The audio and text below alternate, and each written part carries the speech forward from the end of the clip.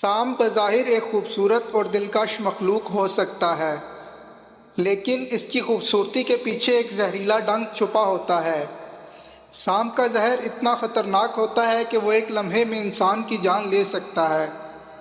سام کی اس خصوصیت سے ہمیں انسانی فطرت کے ایک اہم پہلو کو سمجھنے میں مدد ملتی ہے۔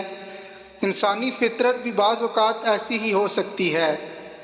کچھ لوگ بظاہر بہت اچھے، خوش اخلاق اور مذہب پرست نظر آ سکتے ہیں، لیکن ان کے دل میں حسد، بغض یا دوسروں کو نقصان پہنچانے کا ارادہ چھپا ہو سکتا ہے۔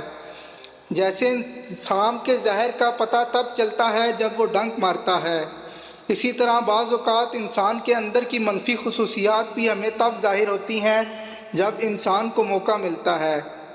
اس مثال سے ہمیں یہ سبق ملتا ہے کہ ہر چیز یا ہر شخص کی ظاہری شکل و صورت بھروسے کے قابل نہیں ہو سکتی۔